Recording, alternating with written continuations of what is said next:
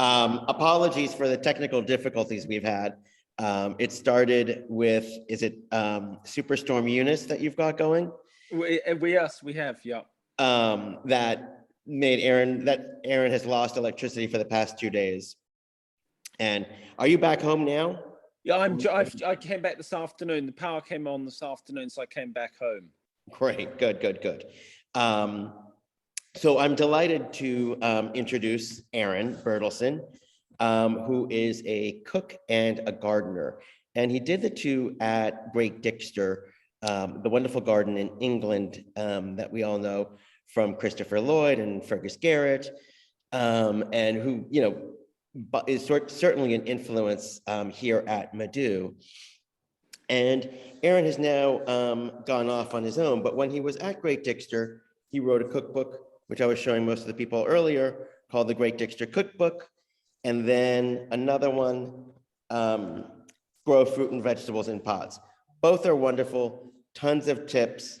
I am gonna point out a recipe that we're not talking about, but since most of us are here in Long Island, it's the tomato tart. In August, there is nothing better than this with your own tomatoes or tomatoes from Marilee's here in Sagaponack. A Taste of Spring is our first, clearly, Zoom talk here at Madu. And we had the opportunity to bring Aaron to you all, and we thought, hey, why not? Let's give it a whirl. But we have started programming. We're very excited about a topiary program with Darren Larigo in the beginning of May. I think it'll be May 12th, which is International Topiary Day, with a Zoom talk, and then 2 workshops here in the garden with him on the following Friday and Saturday, or that Friday and Saturday. I'm in the studio, Bob's old painting studio at Madu. We have a current exhibition of his works that we have acquired over the past 8 years since Bob passed away. So Madu acquires them any number of ways, either at auction or from a gallery or through donations. And we constantly are refining our collection. So we bring in pieces and we also sell artworks. So if you have a chance, the garden's not really open at the moment. We're doing a little bit of construction and it's kind of a muddy mess. But you can email me at alejandro@madu.org or at info@madu.org and make an appointment to come see the gallery. And without further ado, let's have Aaron take over. Thank you so much. I'm sorry about the technical things. It's just been one of those weekends. The electricity went out on Friday as I was boiling my eggs for lunch, and didn't come on again until this afternoon. So it's been quite stressful, and I've also had no Wi-Fi signal. So I moved out, well, the power was down, and I went and looked after these cows, actually. So it's quite nice at the first photo. And what I want to tell you about first is, I think the most critical thing with growing of any fruit and vegetables is soil health. And I've just started a new project, developing a garden, an edible landscape. And today I got, over the weekend, I've got 14 bags of organic matter from these cattle. Next slide, please.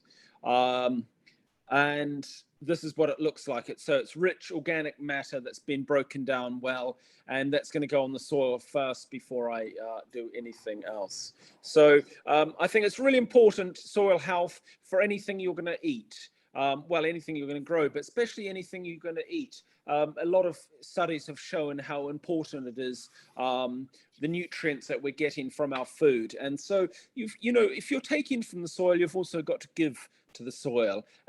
And sorrel is one of those. It's a perennial, next slide please, it's a perennial herb, but it needs to be cut, it needs to be used every year, because it does weaken it if it runs to flower. And this is in a pot, so it can be grown either in a pot or in the open ground.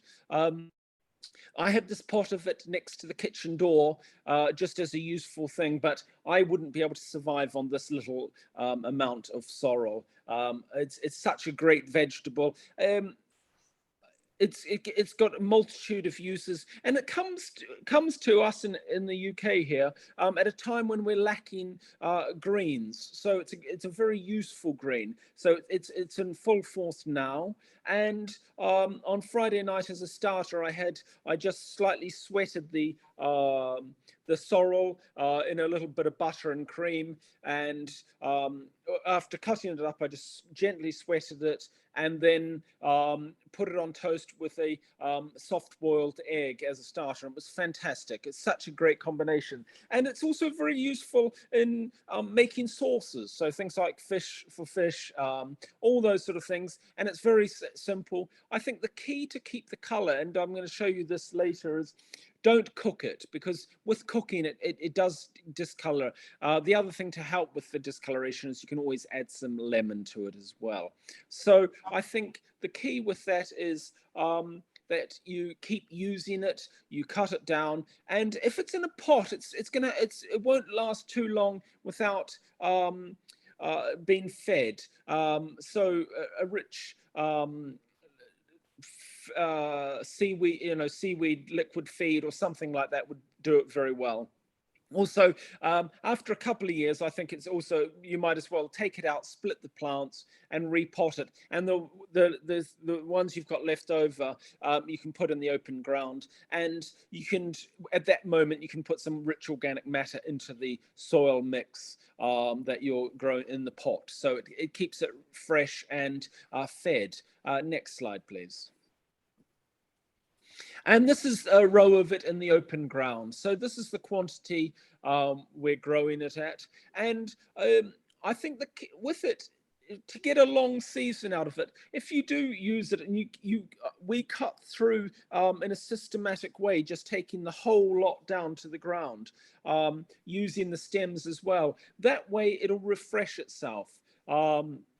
If you just take leaves, it is prone to running to seed as it warms up with the temperature rise. So I would systematically go through the row mathematically and just taking off whole sections. And that way you're keeping it fresh. And you can pretty much get it right through the year, especially if it's not incredibly hot. And you obviously are going to have to give it some water at some point. But it's such a fantastic herb, with perennial, with this very lemony flavor, and it's also incredibly good just to eat it raw.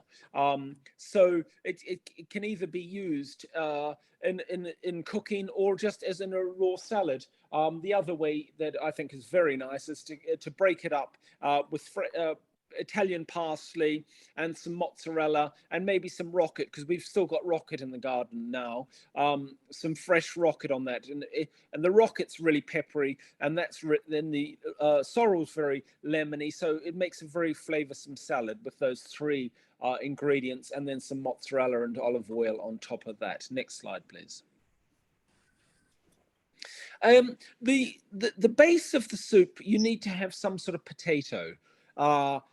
And any sort of white potato or anything would be good. Something I personally like, something with a bit of floury flavor to it, like the charlotte, something like that. I think works very well, and it just needs that as a sort of stabilizer as the base. So you're going to use any potatoes, and I do say in the in the cookbook that you should peel them. Well, I don't know if I've got lazier or I realized how good the skins can be on younger potatoes, and so I use the whole thing. I just slice it up finely and use that. And with the soup I've made today, what I did was I didn't use onion. I used a little bit of leek and garlic. I wanted some garlic. I wanted that, this time of the year, garlic's quite good for you. It keeps away colds and things. So I thought I would use some garlic instead. So I think the key with cooking and recipes is, start off following the recipe, but then work out how to make it that suits yourself. Next slide, please. And there we are, 250 grams of potatoes. Next slide, please. And this is another alternative to sorrel. If you're not going to grow sorrel, this is chervil. It's a lovely aniseedy tasting herb. Another one that does really well through the winter for us, and also can be grown in a pot very easily. And you'd treat it exactly the same as you would the sorrel. And I use the stems of that as well. So I don't think it's a bad thing to bring the stems into it. So I think, using both of those herbs make it very nice soup, as does, curly leaf parsley. So I want to sort of reiterate, I think it's important to, when you're making these recipes, whatever herbs do well for you and grow for you throughout the year, and especially this time of the year. But sorrel soup, it's very hard to beat. Next slide. This could be the. Oh yes. Okay. So that's the sorrel today. So it's in a pot in my shed, outside my shed, and this is what it looks like at the moment. It's been cut back once already in the winter, and this is the new growth. It is very, very prone to slug eating, because this time of the year the slugs are very hungry, and so they're always looking for things to eat. So sorrel is prone. You can see, I think there's on one of the leaves you can see that it has been slightly eaten, but for me it's not a problem. I don't use chemicals in the garden, so I just kind of put up with them, and if I see a slug I throw it over into the neighbor's place. I think the key is a good bird population will keep your slugs away, and you're inevitably going to share a few of the leaves with the slugs. So what we're going to try and do now is we're going to move into the kitchen. So stop share? Yeah, we can stop share.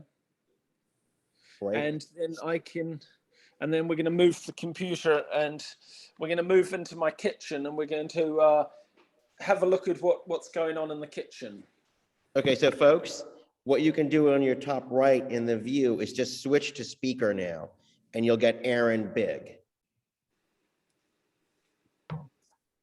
And a little band of us. There you are.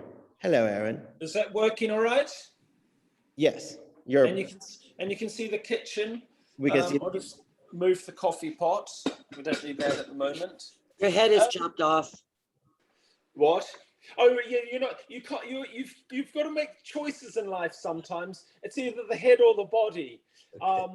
And you've chosen the body because it's not, for you to see what's going on. I need to sort of cut my head off. You don't mind, do you? No. No. It's not the end of the world. So this is. I'm just going to. There's the pan, and what I've slightly cheated with this. So what I've done is I've cooked down the potatoes, and you can see them all right, can't you? Yeah, I can. Yeah. What I've done is I've left the skins on, but I've cut them quite finely, and I sweated the leek and the garlic first. And it's got a bit of nut. Actually, I need to add the nutmeg. It's going to have a little bit of nutmeg added to it, and then it's going to go through the blender. So I think and the thing to think about with the stock is you can either go vegetarian or chickens, or use chicken stock.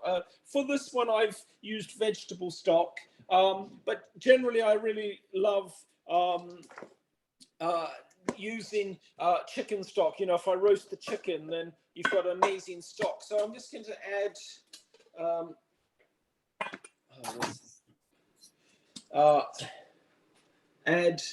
the nutmeg to it, and also there's lots of different spices you can use. I'm gonna also, since I've got the spices out, you can see them there.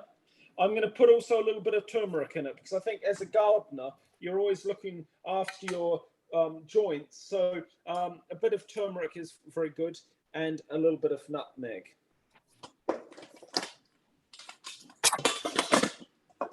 So we've got that, And then what I'm going to use is I'm going to use this blender.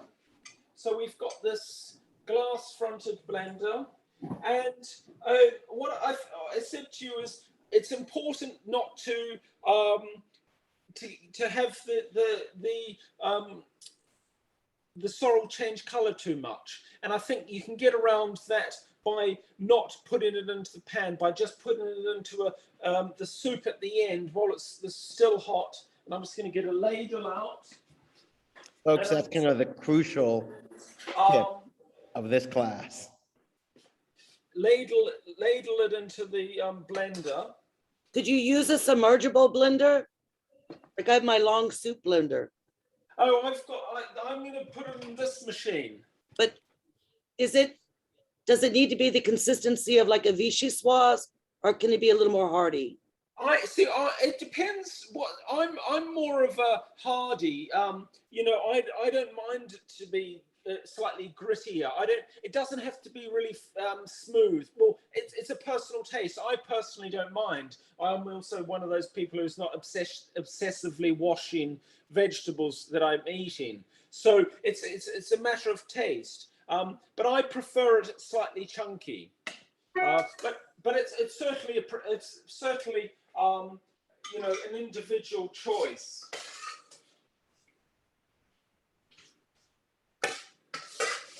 So we've got the potatoes. So they're softened.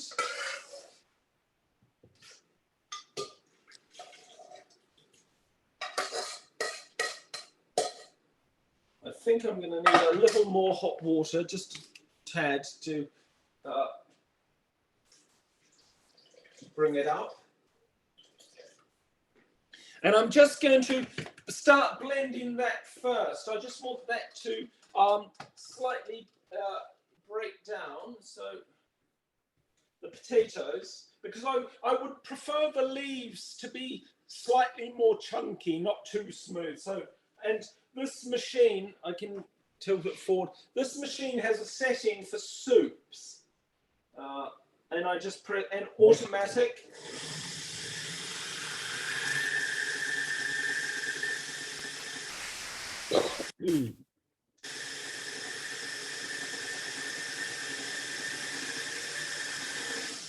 I'm not quite sure what happened to this machine, but whenever I use it, there's a smell of burning that comes from it.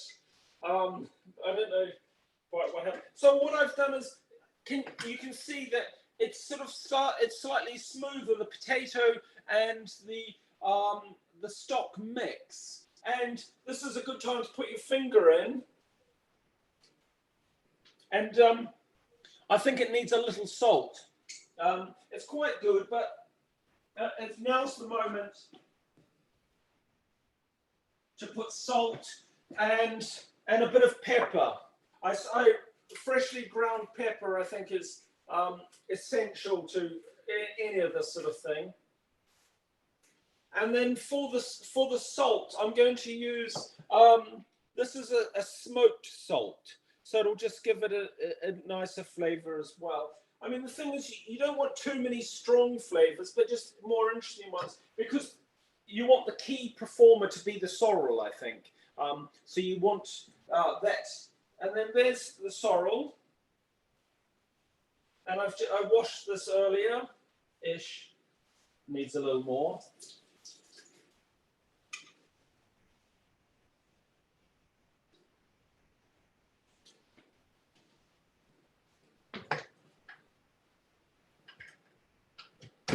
And then automatic again.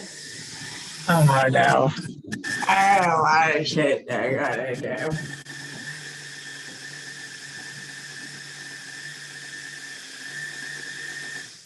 And then I'm going to put some more in.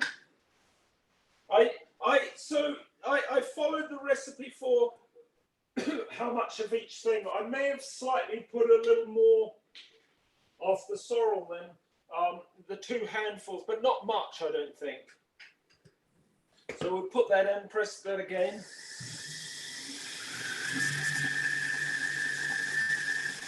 Okay.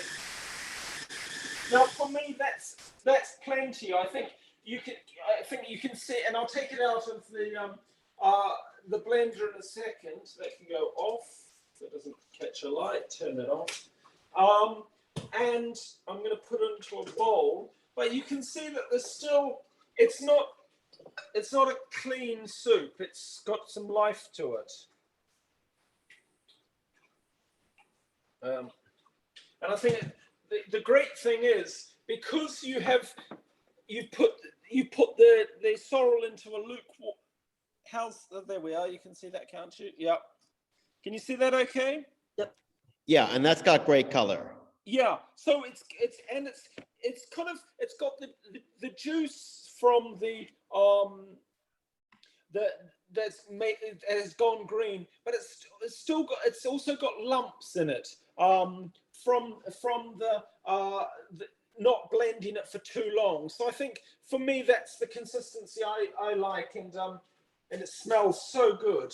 And then what I suggest is make some bread or toast as a side. So this is a lo-fi made before the power went off, luckily, on Friday. But I think that's the key. I think so. We could open up now. Do you think for some questions and a conversation about it and about cooking and any other questions you have? Do you ever garnish it with like some olive oil and maybe grated cheese? I'm prone to garnishing it with a little cream. Okay. Which I really love. The other, some cream cheese or cream I really Creme like. fraiche? Yeah, creme fraiche, really good. But I think as long as I think the great thing about the soup is the flavor is very intensely sorrel, and so you're not really. You don't want to put too much. That's why I was careful about the salt and the pepper. You don't want to put too many. It's like too much garlic in it. That would just overpower it. So I think for me, the key is not too much, but just some. If you like something else, but the simplicity of it's really good. And I think with a bit of toast, it's a great with lots of butter. It ticks all the boxes. I have red sorrel in my garden that I bought for decorative. I Yeah. occasionally eat it, but it's in my herbaceous borders Yeah. just because it's a pretty bright color. Yeah, it's not as. I don't think it's as good as the green sorrel, the French sorrel. I think it's not as delicate and lemony in flavor. So the red, it looks beautiful, and I think the combination you get, the variegation in the red leaves is great, and as a combination of the two. But I think the green makes a better. I mean, I would probably use. You've got to make sure.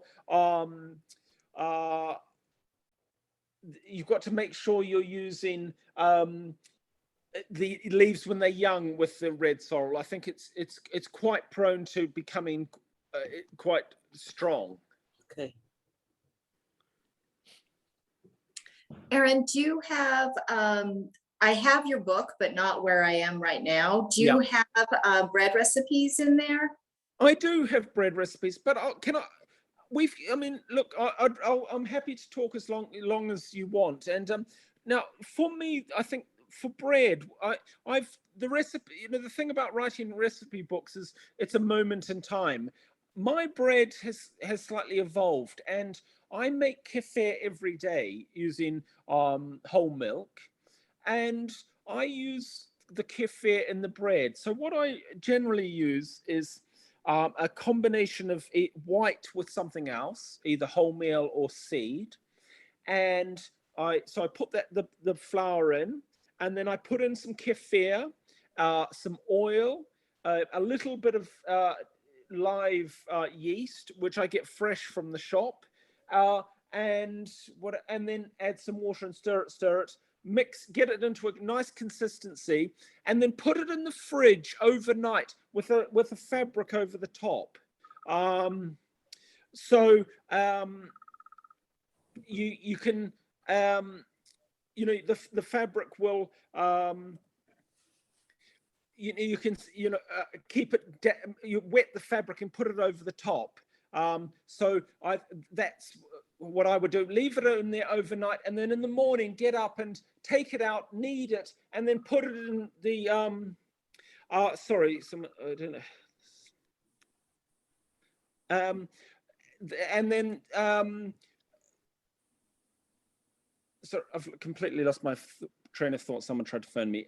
You're kneading. And then knead it in the morning, put it into the eventual tin, and leave it all day. Well, it's, you know, for at least 6 hours. And I think what I found is it's better, it's easier to digest for the gut, to have the slow process of rising. So I think for me it works really well. So it's a very simple, and then you can add things to it, like sometimes I'll put seeds in it, and linseed, all that sort of thing in it as well. So overnight, with fabric over the top, wet fabric over the top to keep it from drying out, knead it in the morning, put it in the oven, and generally for a sort of loaf like you saw there, it's 40 minutes on 200 degrees. And then what I do is I take it out of the tin and then put it in the oven for another 10 minutes so it can get a crust on it. So that would be that's how I make my bread. It's quite simple, but I think it's very effective, and it tastes good. And the slight problem is it doesn't last as long as the shop bought bread, because it's got no preservatives in it. It's very natural. So that would be my suggestion for bread. Delicious, thank you. Yeah. And I think there was a question, Ollie. Let's see. Does the soup freeze well?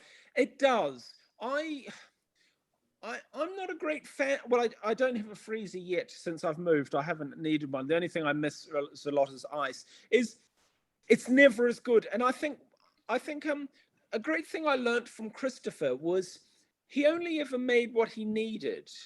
And so, you know, it's things like Brussels sprouts. If he wanted to have Brussels sprouts, he would go and pick 7 for each guest. So he never sort of, and that's what I also think about the soup. So if you're not going to have many people, I think I would make it fresh each time. It does taste better. The leaves, because they're raw, they're pretty much raw, they will get a bit icy. So it could freeze, but I would make it as and when I needed it. But, you know, if you've got a glut of sorrel, then sometimes that's the best thing to do.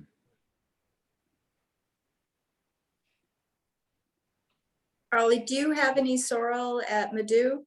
We do, and I find growing sorrel, it's great. Kendall and I have grown it for ages at home, and we do here at Madu.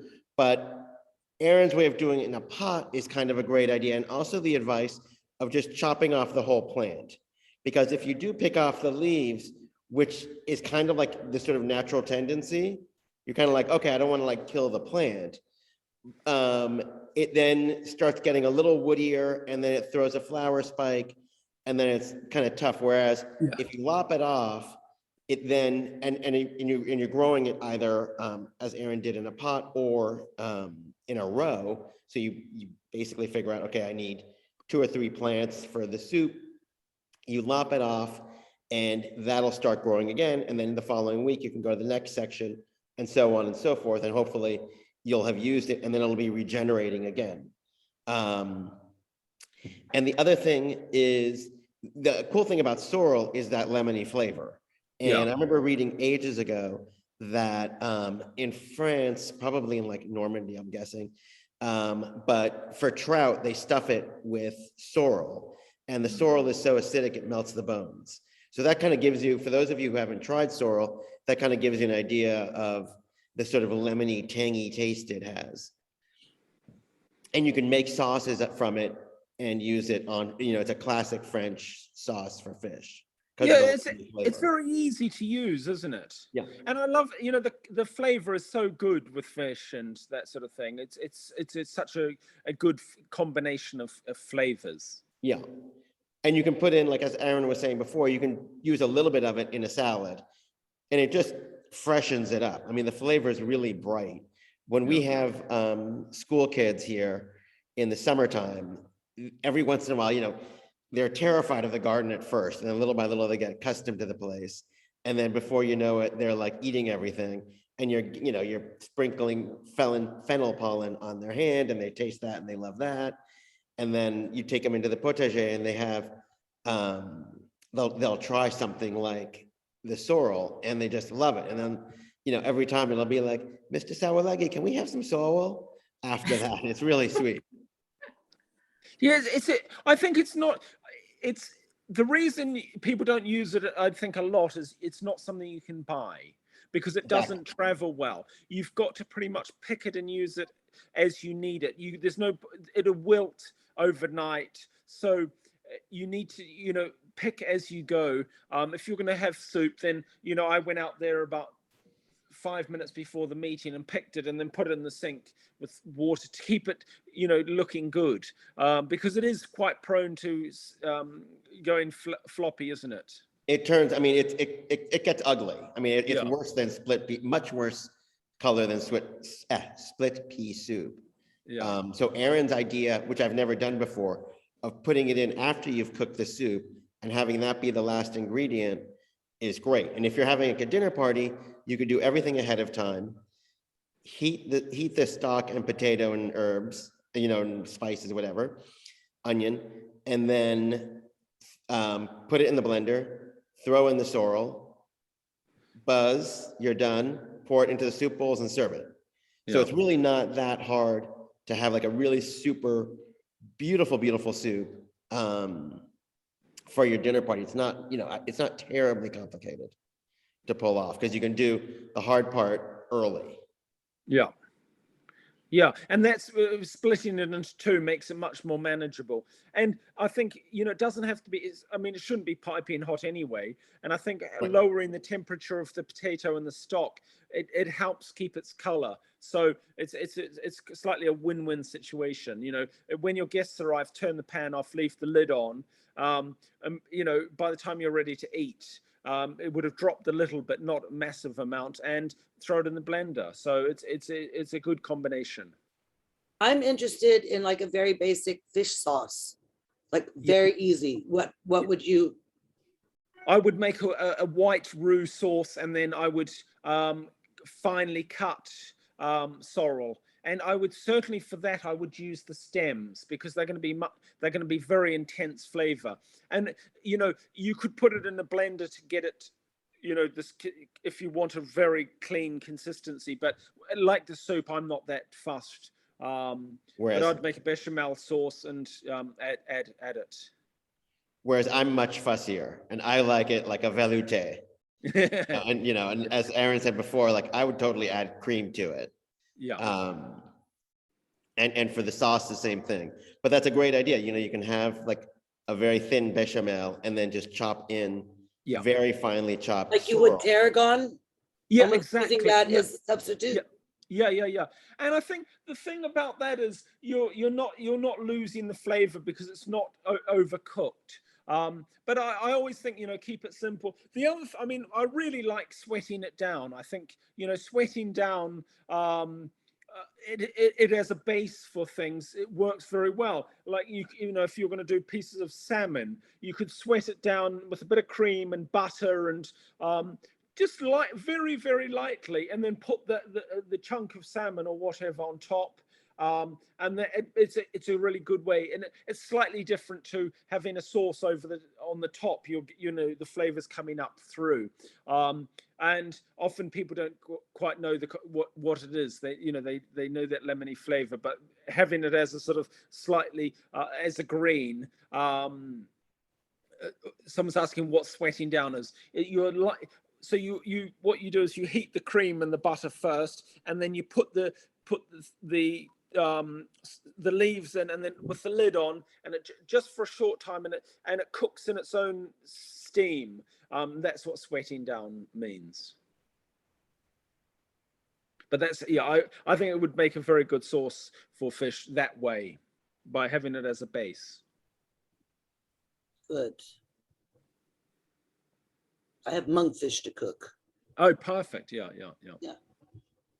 No, it's nice to try these different flavors. And do you grow sorrel? I told you I have the red in my garden. But, it's up. I've never grown the green. Yeah, The red's up. I think I would I would try the green.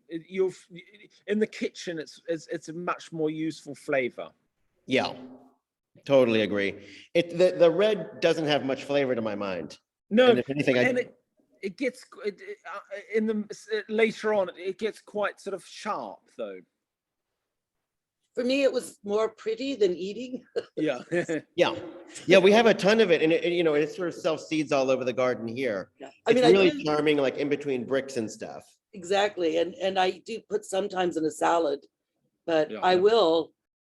I mean, my garden's a very kind of, I guerrilla garden. So I took over like an abandoned lot.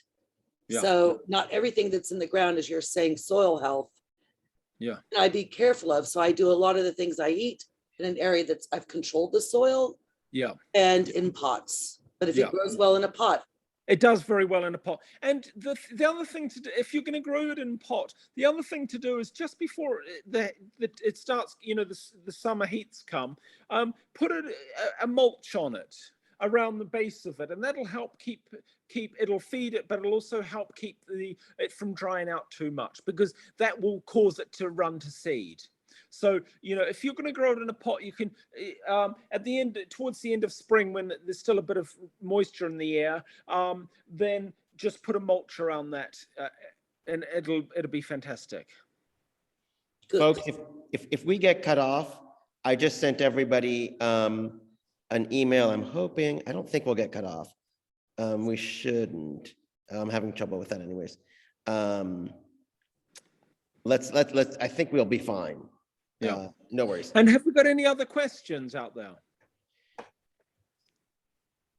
Well, two things. One, Aaron, you had mentioned the potato, and I think it sounded like shallot, but it's Charlotte, right? Yeah, it is. Yeah, Charlotte. So growing potatoes is something else that, as we all know, out here, if you're on the East End, in particular, Bridgehampton, Sagaponack, great soil in general for growing potatoes, but also growing potatoes in like a grow sack or a container is super, super easy. And much more manageable. I'm sorry? And much more manageable. Much more manageable, exactly. Yeah. And that's, you can even go to Marilee's and buy potatoes and just chop them up and put them in a pot or a grow bag or in the soil if you wish. And the other thing to point out is that sorrel's perennial. So it does keep going for quite a while. And as Aaron said, after, if it starts getting really tough and gross, you can kind of chop it up or you just start all over again. I think we moved ours so many times here at Madhu that I'm going to have to start afresh this year. Yeah, I used to split it every autumn and start again. And then I started also growing lots from seed. So I kind of alternated and filled in the gaps. But I think it's every now and then you have to start again and get it going from seed. And it's very quick. Once you get it growing, you'll have a crop in no time. Yeah. It does well. So you probably noticed in my email that I sent everyone for this with a Zoom link, I had a link also for sorrel seeds at Johnny's Select Seeds, which Aaron orders from in England. Yeah. So that gives you an idea of how good they are. But I don't think they're organic. Some of the you sometimes you get a choice with Johnny's seeds. Yeah, take a look. I can't remember. Generally, I always chose organic seeds, but sometimes there's a choice, sometimes there's not. But if there isn't a choice, just Google organic sorrel seeds. I think High Mowing has them, and a few other companies I'm sure will have them.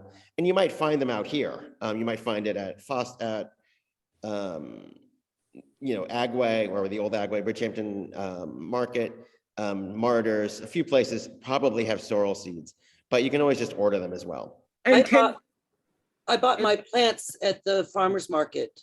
Yeah, that's what I was going to say. Also, in this country, you buy them in a 4-inch pot. As young, generally early spring, garden centers will be selling them then. So they'll be in the herb section. Well, in this country anyway. So if you're looking for them, look in the herb section. And look, 2 plants will be really a good start, and they'll clump up very well. Yeah. Just make sure you've got a decent enough size pot for them, and make sure it's an organically rich soil, and they'll get going. So, you know, if you don't want to start things from seed, then, you know, you can buy the plants, and yeah, 4-inch pots here. I don't know what size they come in there, but yeah. Probably about that. Yeah. And for that, it would probably be green thumb, which is great. Green thumb and martyrs, which always have organic vegetables. And it Yeah. is, you know, I think it goes without saying, but just in case, it's really important, especially with food, with crops that you're going to eat, to start with organic seed starting soil, et cetera, and really just try and do your best to be as organic from the get-go all the way to the time it, you know, hits your mouth. Yeah, well, I think the thing that a lot of people don't understand is seed production. There's no legislation about chemicals used on the production of seed. So they can be hugely sprayed with pesticides and all that sort of thing. There's not legislation because you're not eating them. Is horse manure as good as cow manure? Absolutely. The important thing for both manures is that they're not sitting in a weed pile. Often, well, in this country, you know, there'll be a pile of cow muck and horse muck. The nettles will take over and they're right through it, but either's very good. And they've got to be well rotted, because when they're still hot, they're too strong for the roots. So I would give them at least a year. What I've done with my garden is I've put them on top, all the waste I got from the cattle, and I'll leave that on the top of the soil for the winter, so the cold can break it down, the rain can break it down, so it won't be as strong, and it'll feed the soil below. And what happens generally is the worms will come up and start pulling it into the soil. So that's what I've done here. I've just spread it all out on the top, and it works well. And So we'll be having, whatever you can get. I mean, look, all I say is chicken, horse, cow, anything like that is really worth. You've got to improve the soil. We can't keep taking from the soil and expect to be getting these nutrient rich fruit and vegetables that we're eating. So I think the important thing is you're actually doing something. You know, seaweed's very good, all that sort of thing. You know, you live near the sea, kelp and all that on the soil. Anything that's going to enrich it, then I say do it, and you should do it at least once a year, and ideally in winter, and just leave it to be taken into the soil. yeah, and again, when you're fertilizing it, fertilize with organic fertilizers of one sort or another. Yeah. If you believe in adding fertilizers to your soil, but you know, fish emulsion is great, and don't forget that when you spray fish emulsion, you can do it even as a foliar feed. I mean, you don't want to eat it like immediately thereafter, but you know, early on, spray it with some fish emulsion. And the other great tip, which has nothing to do with this talk, is the fish emulsion, generally speaking, keeps deer off your plants.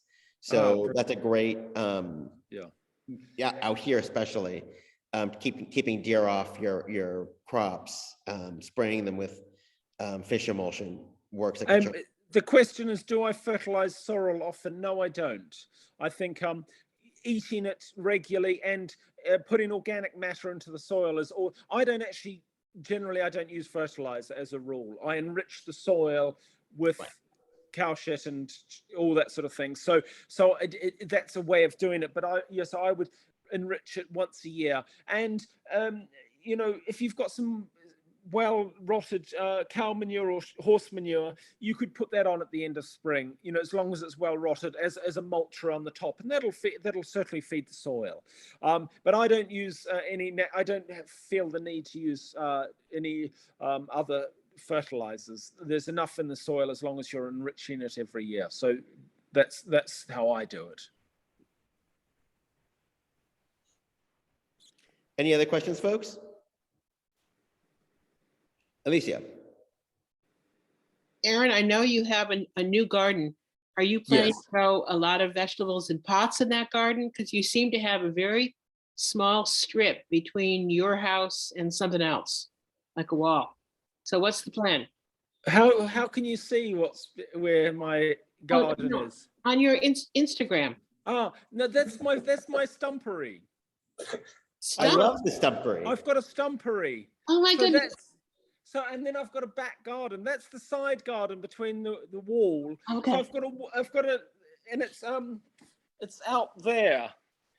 You can't actually walk into it. You probably can't see anything, but out there is the stumpery, and you've got to climb through the window to get to it. But so that's not good. But the big garden, well, it's not that big, but the main garden, it's a project I'm doing, and it's an edible landscape. Fabulous. So I think that's the clue. Well, that'll be fun to follow. That'll be fun to follow. So what I've done at the moment is I've planted all the fruit trees. So I've 2 different pear trees, 2 different apples, a plum, a cherry, some figs. They're my sort of backbone. Gooseberries, black currants, and then it's going to be. I've got some fantastic ideas of how I'm going to do it, and it's going to be a project. So That'll be fun to learn about. Great. Yeah. I haven't put any photos of the garden on Instagram because it's been photographed for a book, so they don't want to share it too much. I'm not even meant to talk about it, but I do. Okay. But yeah, it's a very fascinating thing, and I think we can all do something, on our own scale to need to go to the shops less and know where our food's coming from. And that's why I think it's really key to make sure you've got good quality soil that you're eating from, because you're feeding yourself. So yeah. So yeah, you've seen my stumpery. Yes. Just like Prince Charles's. Well, his is much bigger. His is massive. Just a wee bit Mine's bigger. I'm in a little tiny garden in a little house, and it's between my neighbor's wall and my wall, and it's no use, and you've got to climb out the window to get to it. So I thought, well, I'm going to do something that you don't actually need to get out there to do anything to. So once a year I'll cut the ferns back and then leave it the rest of the time to do its own thing. And I've got some beautiful stumps, and so I'm hoping they'll sort of biodiversity will take over in that area, and all sorts of insects will live there happily. Sounds like a great plan. Yes. So I think before the next talk, we're going to do a practice run. We'll figure out what the. I think it seems to be my problem with sharing the screen. So I apologize sincerely about that. I'm sorry it was a rocky start.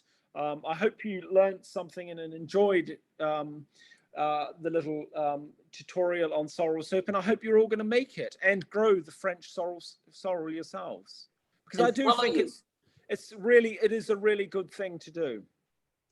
I'm going to follow you on Instagram now. Okay. You'll see the stumpery then. Yeah. So our next one is in 2 weeks, March 6th. I'll be a little more tan because I'm going to go down and see my mom in Key Biscayne. So hopefully I won't be quite so gray. And we'll have, it's cream chicken and a and pesto. Herbal pesto. And I'm going to not be in England for the next Oh, that's one. right. I'm going to be in Fort Worth, Texas, on my way to Hawaii. So it's the day before I go to Hawaii. I've got a family wedding in Fort Worth, Texas first. So I'm there for 3 days, and then I'm off on holiday in Hawaii, eating Nice. pineapples. So I might be a little distracted, but it'll be fun. It'll and be I've never great. been to Hawaii before, so if anyone's got any recommendations of things I have to do, I'm going to Honolulu and where do you fly into?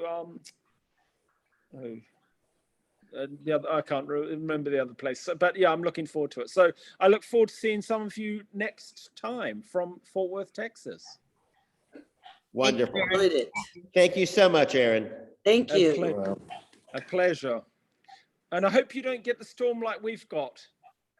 We had a squall yesterday. Ah, okay. Yeah. Well, thank you very much, and good night, and enjoy your lunch for you, and supper for me. I'll be having sorrel soup with some toast. Enjoy it. Thank you so much. Thank you. Thank Bye-bye. you. Bye-bye. Bye. Come.